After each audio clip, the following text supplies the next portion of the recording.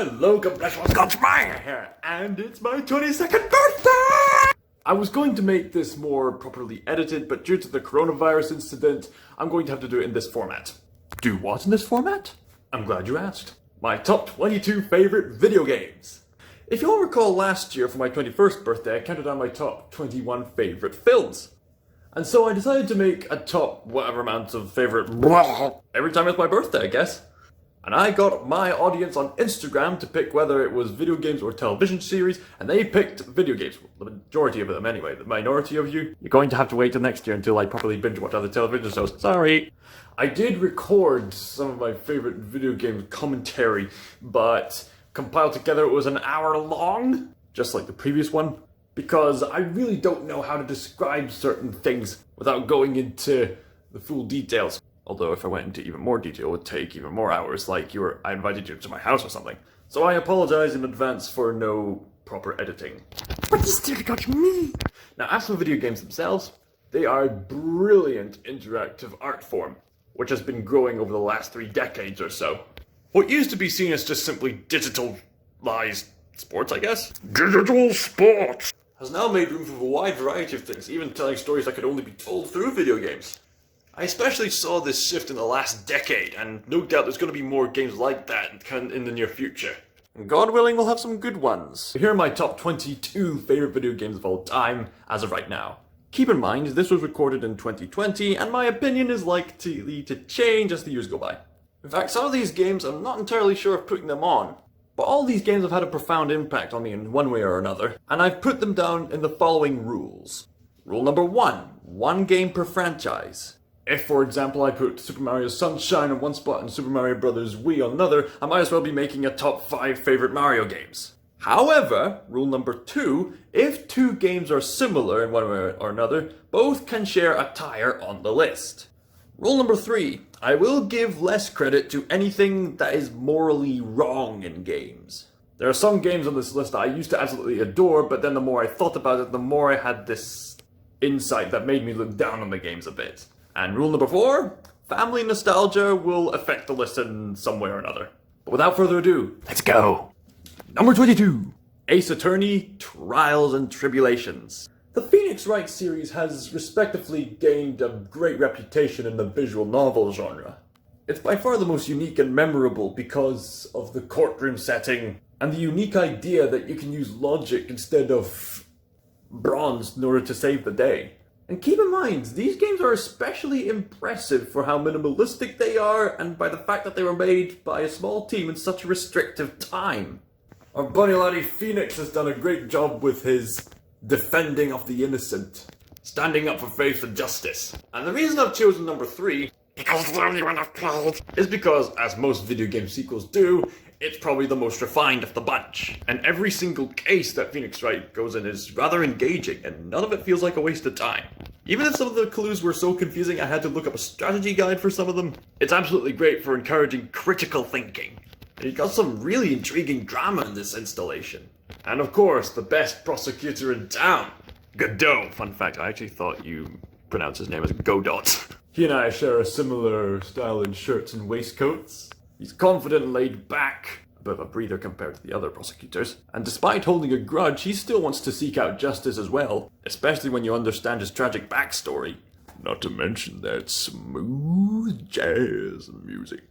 It was a great way to wrap up the original trilogy, and you even get to play as Maya Fey, Phoenix's mentor. I don't object to that. Number 21. The games from That Game Company. As in, that game company. That game company called That Game Company, which is That Game Company, which is That Game Company, which is That Game Company, which is That Game Company, which is That Game Company, which is That Game Company, which is That Game Company. The people who made Flower and Journey, okay? The games that happen to be on the next spot on the list as the first tire. Both of these games are beautiful and relaxing, and they really do stand out to make video games an art form. Simply because the game makers follow this philosophy that enforces them to stand out. They want to make games with positive emotions. Games that function half the time as more experiential. Some may even say transcendental. Flower is immersive for just providing beautiful nature, as you basically play God by controlling the wind and the petals to regrow all the flowers. The controls are a bit jarring at first, but you get used to them. Just like the wind itself, I suppose. Unseen, yet definitely there. I can imagine this is the type of game that I would go back to if I wanted to just take a break and breathe. As you go into the supernatural dreams of flowers to places that you'd say, it is good.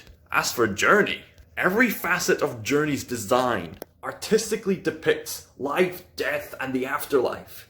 Nothing is spelled out to you, yet by its very design you understand what the game is saying. We all yearn to get to that transcendental light in the heavens. And honestly, the end of Journey is one of the most beautiful moments in any game ever. And if you're fortunate enough, you can bump into some other person playing it and journey together. Good job, that game company. I hope you make more good games. Number 20, Undertale. Oh yeah, here come the views, here come the likes, here they come, here they come. I would have put this higher, but honestly, it is overhyped. And the more I look back and think about Undertale, the more I realize, yes, it does have its flaws. There are some odd bits in the game. And the pacifist route may not be as morally pure as Toby Fox makes it out to be. If you want more thorough descriptions on my problems with this game nowadays, go to the Christ-Centered Gamer website when they mention Undertale. I think they perfectly summarize my little problems. But nevertheless, I'm putting Undertale on this list because simply it made me think. After my first playthrough of Undertale, I never saw video games the same way ever again. There's going to be a few indie games on this list, independent games for those of you who don't know the term, where the creators aren't restricted by any social trends or peer pressures from the higher-ups. Thus we get all these unique experiences and messages that you don't often get in AAA gaming titles. In the case of Undertale, we are treated with an immersive experience which delves into the philosophy of morality. And without spoiling anything more, it's called the RPG where no one has to die for a reason. And this game is incredibly endearing. These characters are so lovable, supremely well written. The game is absolutely hilarious and simultaneously it's absolutely depressing. Even when you're attempting to get the best results from this game, there's still some sacrifices that need to be made. And the finales. Oh, the finale sections of Undertale are some of the best finale sections of any game. One of the characters tells you a certain fact about the game mechanics which completely blows your mind and lets you just stop and think about what you did. And depending on your actions, you get an epic boss fight. And all these finales are amazing. And the soundtrack, oh, love it. Just beware of a few earworms. You might have a bad time. Number 19, the Lego games. This I'm putting here for family nostalgia reasons. Me and my sibling would play these games all the time. I mean, I already love Lego as it is. But these games are absolutely so much fun to play if you have some kind of partner with you. That's the best way to experience these games. They are rather simple and easy to complete. They are some of the most charming puzzle platformers I've ever played. And the humor from the fact that they're Lego people is just brilliant. The cutscenes are hilariously charming. Throughout the first decade or so of the Lego games, they didn't have any dialogue and it was hilarious. When Lord of the Rings came along, they added in dialogue and it was still hilarious. There's always some kind of visual gag or an Easter egg or something absurd for us to notice. I should also note that Lego Dimensions just pushes that aspect even further, with even more franchises from television shows as well as actual video games. But enough said. Everything is awesome, I guess. Number 18, Mario and Sonic at the Olympic Games. I love Mario, I love Sonic, I love the Olympic Games. God bless them all. They are a great trinity. Again, these games are very simple by nature. Sometimes I'm a guy of simple taste.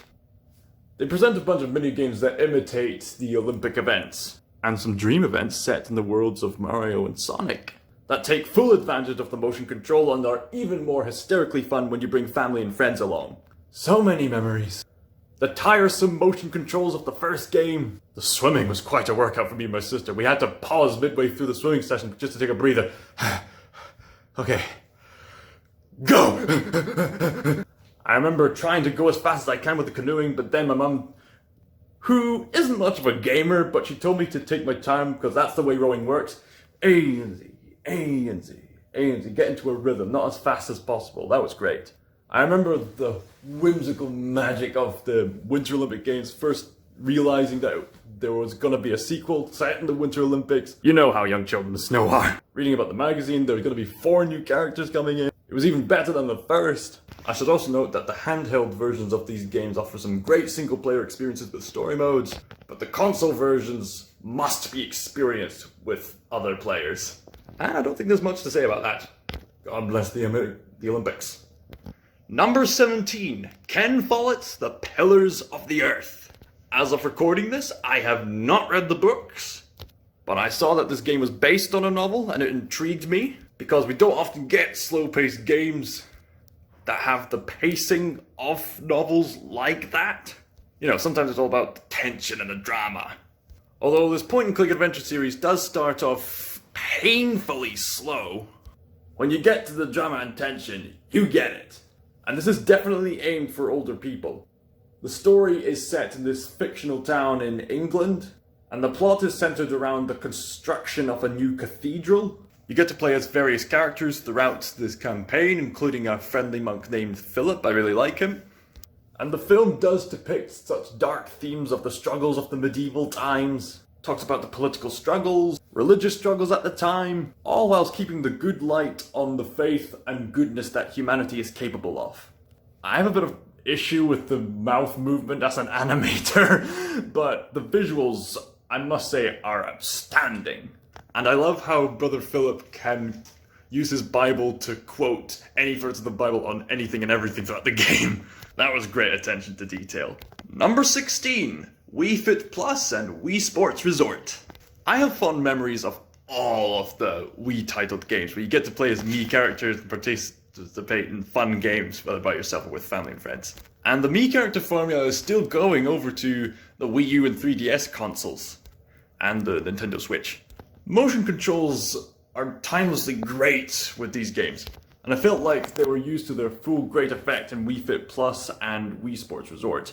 I don't know if you know me, but I'm a sort of person who loves being active whilst doing fun stuff. So I love Wii Fit Plus for taking full advantage of the Wii balance board and for keeping yourself well exercised simultaneously, and I love Wii Sports Resort for taking full advantage of the Wii Motion Plus edition. This extra modification thing you'd add to the Wii Remote for extra motion sensation, which made its way for smooth gameplay like in Skyward Sword. So number 16 goes to Wii Fit Plus and Wii Sports Resort, because the controls were put to great effect and for great use. And both of them explore one of the best video game locations since Peach's Castle and Delfino Plaza. Yeah, Woohoo Island. It's an amazing location. You get quite accustomed to this summer resort as you jog around, cycle around, do various challenges around, even get in a chicken suit and fly around. I'm not making that up. It even has a golf resort on some separate islands. I have fond memories of exploring the island on a plane, and my sibling has similar memories as well. And I just love putting Wii Fit Plus on just to burn some calories.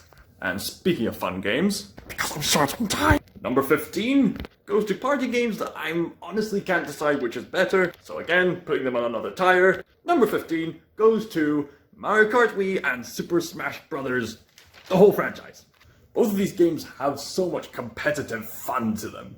You'll be blessed even more by bringing family and friends along. I will preach family and friends down your throat. I love all the Mario Kart games. Double Dash is great for the chaos of having 2 people in the same kart, and it getting chaotic quite fast, especially in Baby Park. But the reason I picked Mario Kart Wii is because I felt the motion controls were fantastic. I know a lot of people say, Mario Kart Wii is the worst one.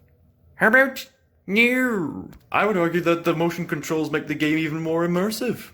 And the fact that there are 12 players instead of 8 makes it extremely chaotic with frantic items everywhere. The game is well balanced depending on which place you're in the race. There's a wide range of driving options from the cars and bikes you drive to whether or not you're going to do automatic or manual drifting. The character roster is plentiful. and the courses are extremely creative to the point where they returned for some of the sequels. And I know a lot of people praise the 3DS for adding the glider and Super Mario Kart 8 for adding in the anti-gravity wall stuff, and I love them too, but I didn't quite feel the same chaos and competitiveness that Mario Kart Wii had to offer. Besides, I'm the king of Mario Kart. Even if my sibling challenges me time and time again, I'm still a king, sister. As for Super Smash Bros., the whole franchise is a gift that keeps on giving. The character roster gets bigger and bigger, and the party just doesn't stop, bro and sister. It's a party fighting game, and there's a wide variety of characters to play as. My personal mains are Sonic, Meta Knight, Samus, Sheik, the Mii characters, and many others. I honestly can't tell which one's my favorite, so I'm just gonna pick the whole franchise of Super Smash Bros. And I know all the fans keep preaching that Melee is the best of the best, but for me personally, I feel like the games just got better and better the bigger the character roster got. Especially with creative new levels, especially in the Wii U edition. Ultimate is considered like the Avengers Endgame of Super Smash Bros., but Brawl had a better story mode. So I'm quite privileged to have grown up with Brawl first of all. But even with that said, I'm looking forward to seeing what new characters are going to be announced for Super Smash Bros. Ultimate. Number 14, Minecraft. Every year, you always get that one video game that just hits the internet as a sensation. Slender, Five Nights at Freddy's, Fortnite. But I've noticed that Minecraft, to this day, still has the most profound impact because of its sheer freedom of creativity.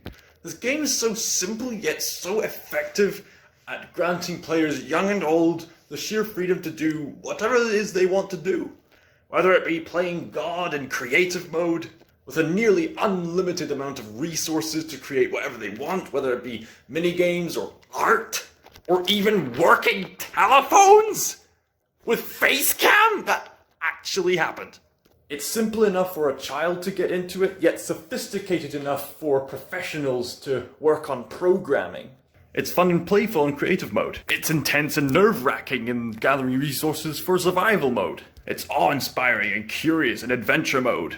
And it never ceases to surprise me what the community could come up with. Whether it be amazing landscapes or mods that enhance the game in one way or another. There have been so many books released on tips on how to play Minecraft properly. Some people even used Minecraft to retell the Bible.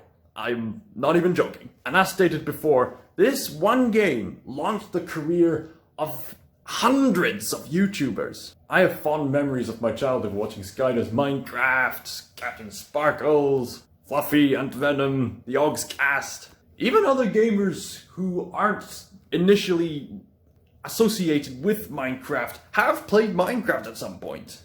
Heck, some of these YouTube faces have become so iconic with Minecraft that some of them even appeared on official merchandise for Minecraft. This game stands as a pinnacle of community and how creativity can just bring so many people from all walks of life together. It's amazing what creativity does, as well as those constant music video parodies. Are they still making those? In fact, Minecraft appeared in another game. What was it they called it again? Oh. This is the story about a game called the Stanley Parable. Yes, number 13 has gone to the Stanley Parable.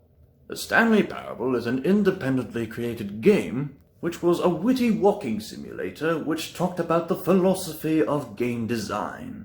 In the Stanley Parable, you play as a man named Stanley, an employee of room 427. The aim of the game is simple.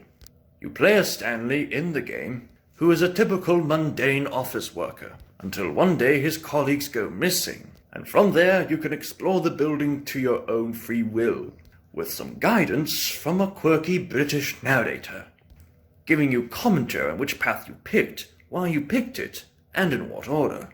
The game became a sensational hit in 2013, and became one of the best of its genre, and the people who created the game were happy.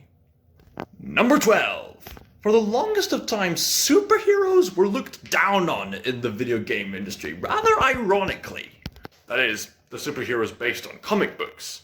For the longest of times, no one could seem to get the superhero genre right in the video game format. Until Rocksteady brought Batman back to life, with the assistance of the talent from Batman the Animated Series. Batman Arkham Asylum revolutionized not just the superhero genre, but also the action-adventure genre, by influencing many games like Shadow of Mordor and another superhero, Spider-Man. Because Batman Arkham Asylum didn't just focus on being a beat-em-up game. It also knew full well that Batman was a hero of stealth, gadgetry, faith, cunning, and extreme justice. But as great as Arkham Asylum was, Arkham City perfected it. The game was bigger, but not overwhelmingly big. The puzzles were more challenging. The boss fights were massively improved.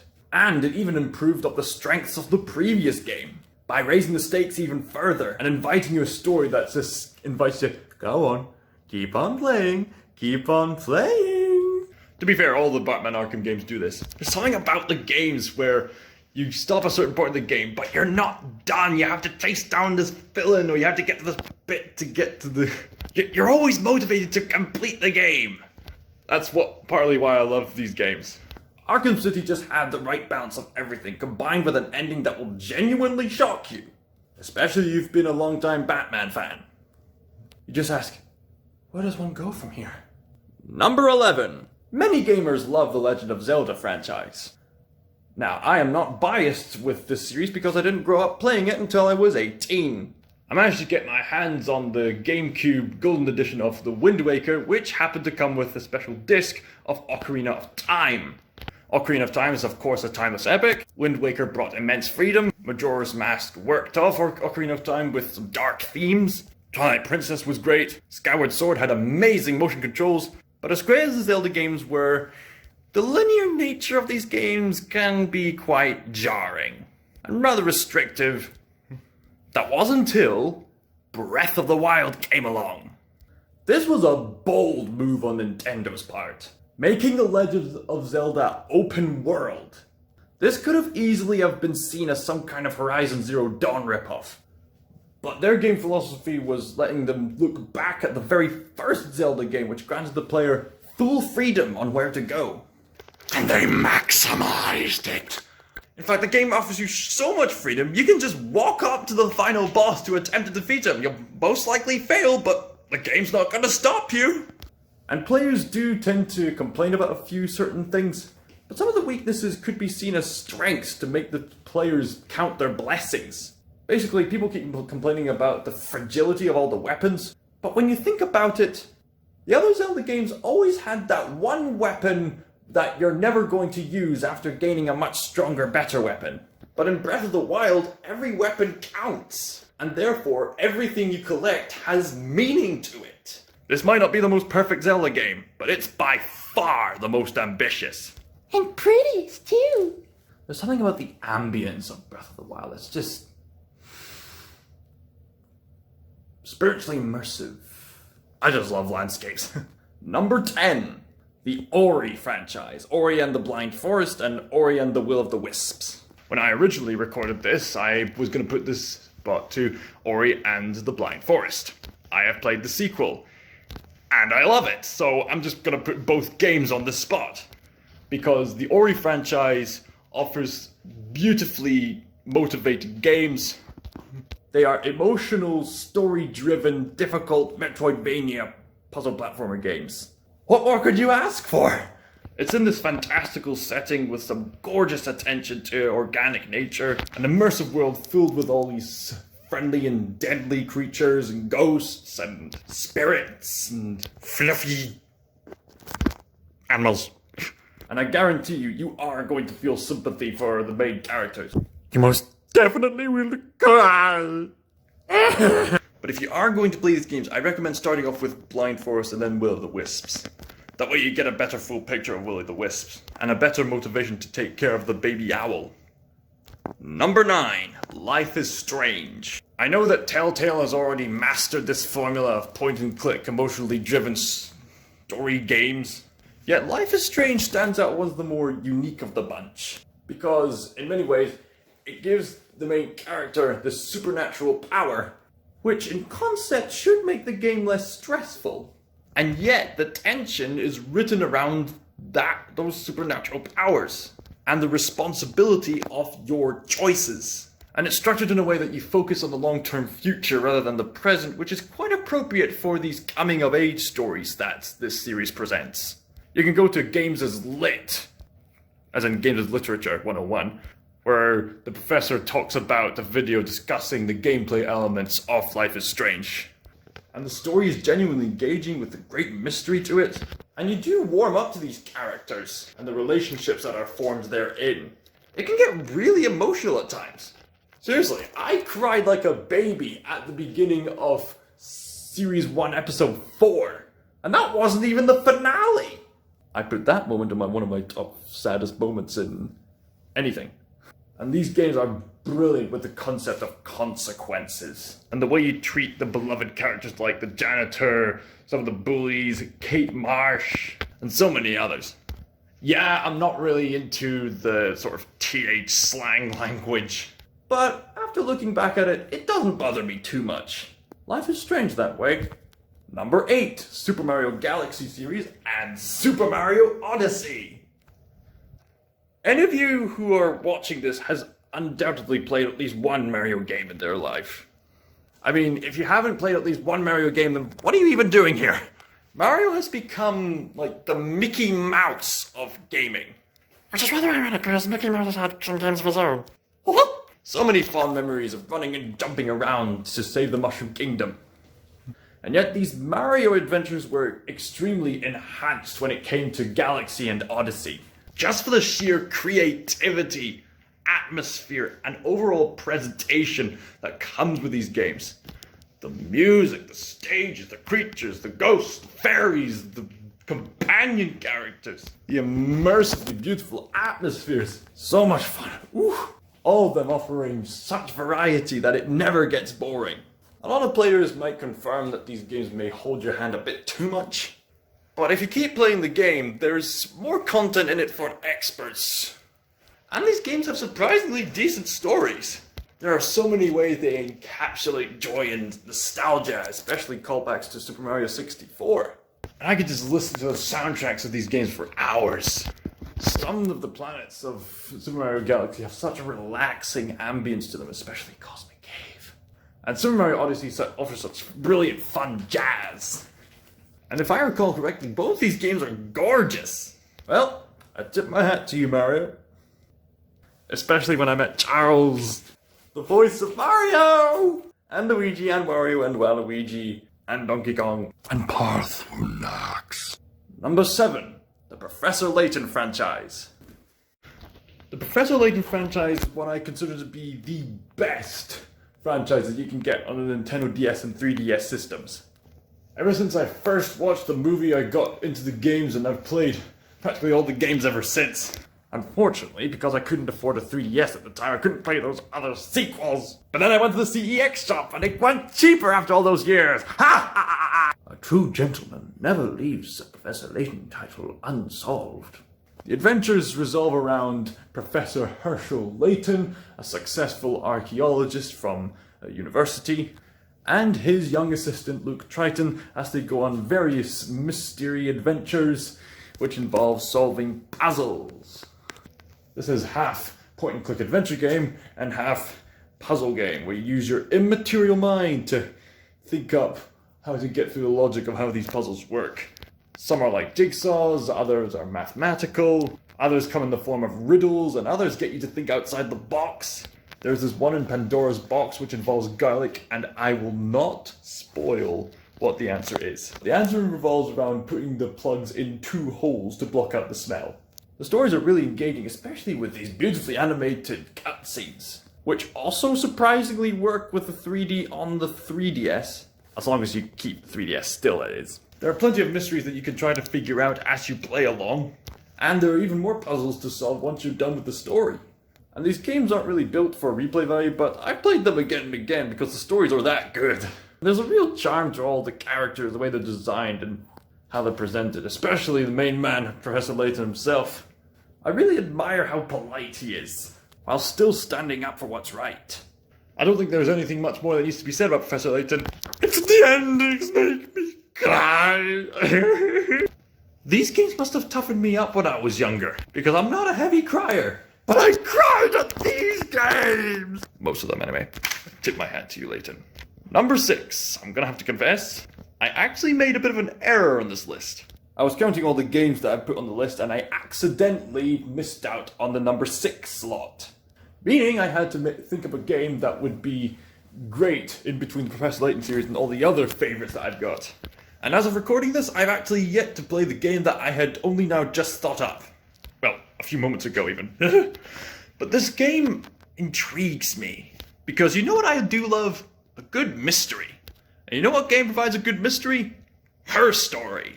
From what I heard, the mechanics and presentation of this game alone are genius.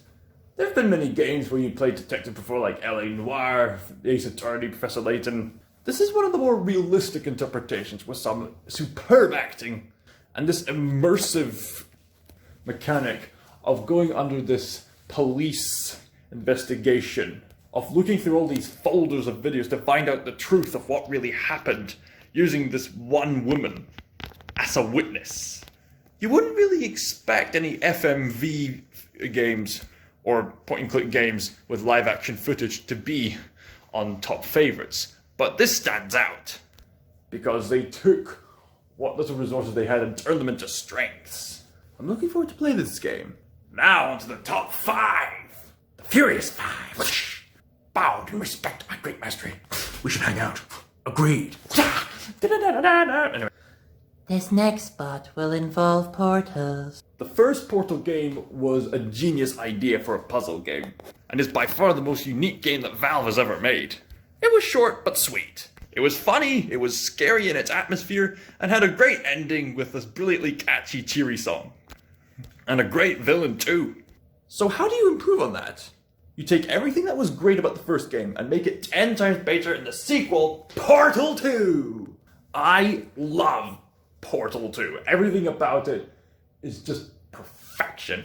It's twice as long as the original game, and even after completing the single-player campaign, there's a co-op campaign as a cherry on top, and if you have the Steam version, there's a whole community creating new test chambers even to this day, so you'll never get bored with new puzzles. The graphics have enhanced to beautiful capacities, there's new additions to the puzzles, and none of them are too gimmicky, they all work brilliantly. The scale and scope of the Aperture Science facilities has been expanded, the lore is even deeper now, there's more thematic themes on playing God, GLaDOS returns and she's even funnier. The new characters, Wheatley and Cave Johnson, are also hilarious. It's one of the most well-written games I've ever experienced. The game is hilarious. The story is well-paced as it unfolds right in front of your eyes during gameplay. And all that is even more enhanced with the co-op mode. As you and your partner work together, or ruin each other's day if your partner gets in the way. I'm looking at you, sister. Just please step on the button and stay out. I mean it. Plus, it's set in the same universe as Half-Life, so we might see Father Gregory around somewhere, or G-Man. And I think it's set in the same universe as Team Fortress 2. Rasmus will appear! Oh yeah, I met one of the voice actors of this game, Nolan North. He's a funny guy. Space. Oh, hello, space. Space. Speaking of Valve, the next spot goes to Team Fortress 2 and Overwatch. I guess I'm adding in Blizzard now as well. For those of you who have been humbly watching my channel, I'm trying to say something. For those of you who've been watching my channel for some time, it should come as little to no surprise that I love to play Team Fortress 2 and Overwatch. And this is actually quite surprising for someone like me, because I actually hate the first-person genre in video games. Don't get me wrong, some games excel at the first-person shooting genre. But my main problem is that the video game market is just saturated with it. It's like terrible pop music for emo boys. It's all the exact same game. There's no variety. There's not much color. But then along come these games, which focus more on teamwork rather than single player, which focus more on variety and abilities and color, and are just so much more fun and engaging. So presentation goes a long way. but the presentation just makes these games. Because Team Fortress 2 is hilarious at times, and Overwatch is awesome with its backstory and lore. You come to love all these characters with their different abilities. And all these characters have their strengths and weaknesses, and the beauty of this game is that all the players work together to work off each other's weaknesses to become stronger together. And in some ways, Overwatch is a bit of an improvement from Team Fortress 2, but in other aspects, Team Fortress 2 remains a timeless classic that's stronger than Overwatch. But honestly, I think these games are equally good. I don't see Overwatch as inferior or superior. I think Overwatch is just different. I keep coming back and forth between both of these games, because both Team Fortress 2 and Overwatch have their strengths and weaknesses just as much as the characters have their strengths and weaknesses. Overwatch tends to focus more on character abilities, Team Fortress 2 focuses more on weapons. Both games love celebrating certain seasons and holidays when they come along. I've noticed Team Fortress 2 tends to put more emphasis on Halloween by featuring Smash the Wizard and ghosts and all these stuff. And Overwatch tends to focus more on Christmas, the time for giving and teamwork, I guess. All these characters have brilliant personalities. It was such a privilege to see some of them in the Comic-Cons. And the depth of the game comes from the variety that these characters offer and how they can play off other players. So there's never a dull moment because you're always experimenting with other characters, with other abilities and other weapons. And other costumes. And the best part is, most of the customizable skins don't really alter the gameplay as such. They're just there for laughs and giggles. And everything is well balanced in this fast-paced rock, paper, scissors, keep on your toes gameplay. It's action-packed and frantic, yet it's also very strategic. And both these games have the same moral of using teamwork to win the day. I don't think there's much to be said. I think my gameplay videos on this channel speak for themselves. Number 3, Sonic Adventure 2. Oh yeah! This is my all-time favorite Sonic game. I'm a big Sonic fan. I honestly love all the Sonic games. I've loved Sonic since I was a child. Sonic's just such a cool guy. And I could have picked a variety of these games to be on this list. SonicMaiar, Sonic 3 and Knuckles, Sonic Generations. But Sonic Adventure 2 Battle, despite its flaws, still stands out among my absolute favorite Sonic game, if you ask me personally. Because despite the cheesy writing and dialogue, despite the fact that the music is awkwardly too loud over the voices during cutscenes, seriously, some kind of modern remake would probably fix that problem. I still adore the perfect mesh between a well-paced story, excellently crafted gameplay which perfectly combines fast pacing with intricate platforming. There's a variety of characters that don't interrupt the flow. There's some superb replay value.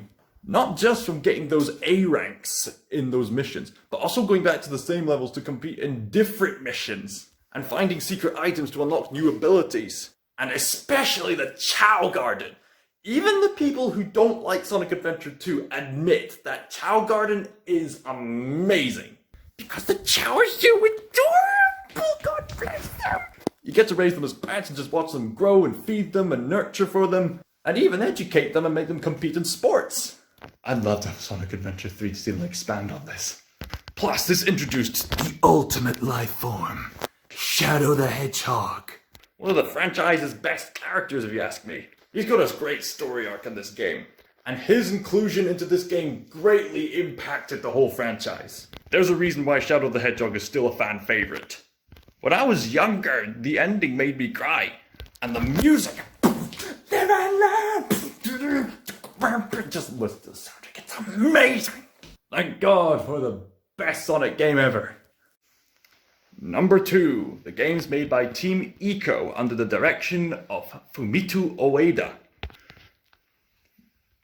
Team Ico are some of the most unique video game developers ever because, as of recording this, they have only made 3 video games. Why just 3? Because they are so dedicated to making immersive pieces of art that they're willing to take all the time necessary to create masterpieces. I should mention that they started in the early 2000s, mind you. They focus on immersive experiences that intend to emotionally resonate with the player and convey these thematic messages about companionship, about minimalistic atmosphere, even some nuanced biblical references at times. Whether it be playing as a horned boy trying to escape the castle, and bonding with a taller girl by holding her hand most of the time as a game mechanic. Or being a young boy taming a big cat, dog, griffin, possum, rat, bird thing in The Last Guardian. The latter, what I just mentioned, took 9 years to make.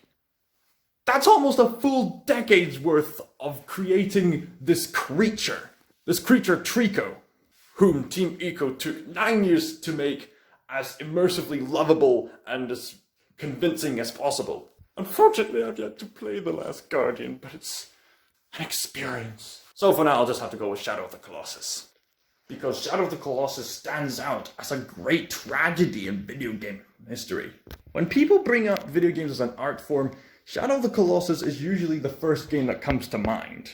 It tells the tale of a boy who wants to resurrect his loved one by means of apparently forbidden arts. He goes to the Forbidden Lands where he confronts this ominous spirit named Dorman, who promises to resurrect his loved one at a heavy cost, in which the boy says, it doesn't matter. And then you, as the young boy named Wander, are sent off to slay 16 giant colossi. And in concept, the game shouldn't work. There's no side quests, no enemies to get in your way, and no typical puzzles to get in your way from getting to these colossi, except from a few platforming challenges. It's just you and your horse companion trotting along in this big, empty environment. And yet, it's extremely atmospheric and really drives home that feeling of complete isolation and this foreboding feeling of scale and entering in forbidden territory that you're not supposed to enter into.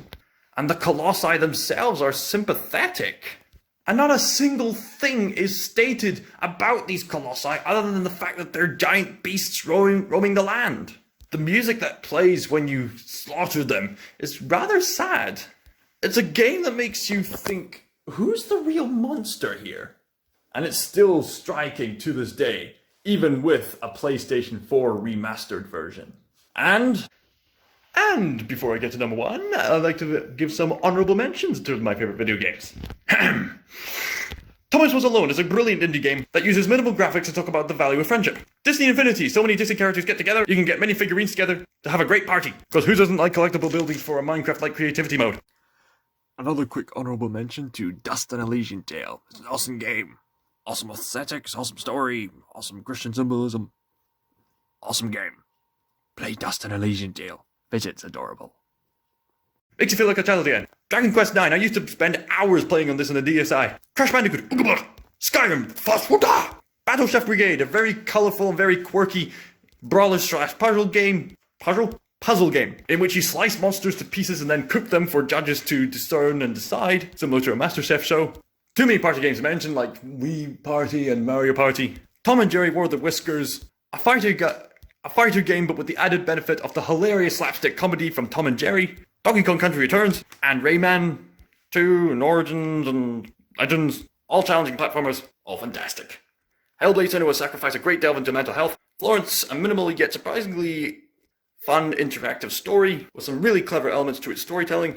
Luigi's Mansion, a great horror game for children as Luigi goes ghost busting in this atmospheric experience. Alien Isolation, probably one of the scariest games I've ever played, with an alien AI that's scarily always onto you. Firewatch, a walking simulator with a great story, albeit with a disappointing finale, but in a sense the finale does work to the story's benefit when you think about it, but it's still disappointing nonetheless. But the landscapes are vibrant and colourful and gorgeous, and I love this art style, the kind of art style I would use. Beyond Eye is a very clever mechanic on playing as a blind girl. Little Nightmares is a clever combination of puzzle platforming and horror. Ethan Carter, an intriguing mystery game.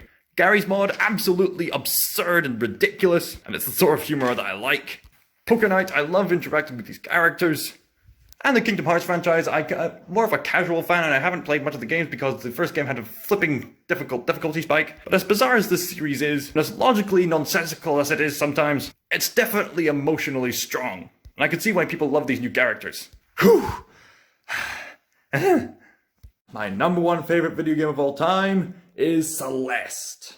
Celeste, in my opinion, is a perfectly crafted puzzle platformer game. It's made similarly like Super Meat Boy, but unlike Super Meat Boy, everything about its design and presentation encourages you to keep on playing. When I played this game, despite some setbacks, I never felt completely frustrated to rage quit. There were all these reminders just to tell me, you can do this, keep going, which is thematically appropriate for a story about a young girl climbing up this mountain to defeat her own depression. Yes, this game delves into mental health issues, and it's written in a very charming and profound way. And the game is challenging on various aspects, whether it be playing it through the first time, or maybe going through a speed run, or finding some hidden items. You'll be confronting ghosts, as well as inner demons. You'll be confronting the supernatural, and you'll be confronting the struggles of human nature.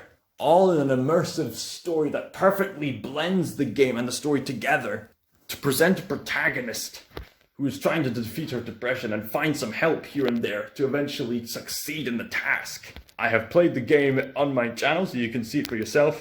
My only nitpick with the game isn't even something in the game itself. I have some issues with the community and how they have theorized various things about the main character Madeline that go a bit too far if you ask me. And suspiciously the creator has gone into the same sort of category. And yet, despite all that, I still love the game because the community, in my eyes, doesn't actually affect the game at the end of the day. The game is still suitable for all ages. Even with its challenges, you can set up this assist mode, which can give you various advantages to get you through levels in the event that you should be stuck. And just like Donkey Kong Country Returns, there's many other challenges to get back to, including a surprisingly emotional epilogue. I don't think there's much more that needs to be added to Celeste. I just hope that Madeline is happy and finds herself a good supportive husband one day and makes good use of her life. Believe me, climbing that mountain will be one of the greatest achievements you'll put in video game history. Thank you all so much for watching my top 22 favorite video games. What are your favorite video games? Please let me know in the comments down below. Thank you all for joining me on my birthday. 22 years, let's see what this next year has to offer. ScotsMaiar, signing out.